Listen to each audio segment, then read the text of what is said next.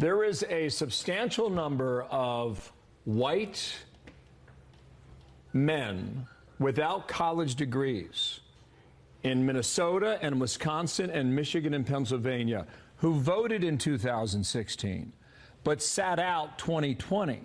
And a lot of what the theory of the case was for the presentation in Milwaukee during the convention is to go after those men and get them to vote in 2024, which would give Donald Trump a chance in Wisconsin, give him a chance in Michigan, and also in Pennsylvania, Brett.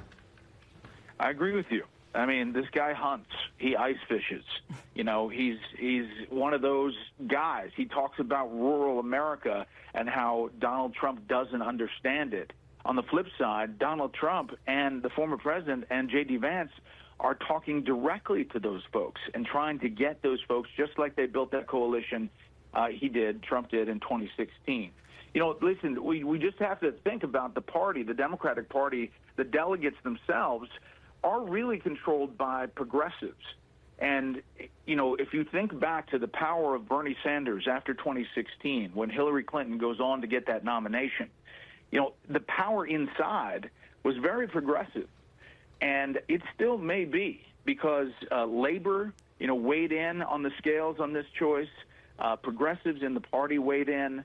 And this is who Vice President Harris chose. Hang on one second here, Brett. A lot of reaction coming in. I'm just going to read this for our viewers.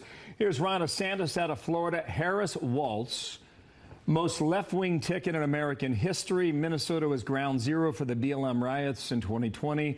Harris egged it on, and Walz sat by and let Minneapolis burn. So that's his initial reaction. Kellyanne Conway, who works with us here, she crunches numbers all over the country. She says, Tim Walz, ? What a relief. That on X right now. Jillian?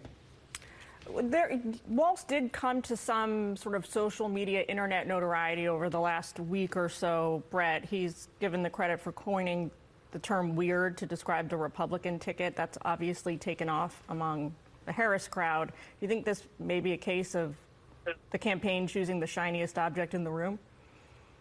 They like how he talks. They like how he addresses media interviews. He's been on our shows. He's not afraid to get, like J.D. Vance, he's not afraid to go to different places. He's not afraid to mix it up. He does speak in plain speak. He's a former football coach, you know, former teacher. He has that appeal, that affect.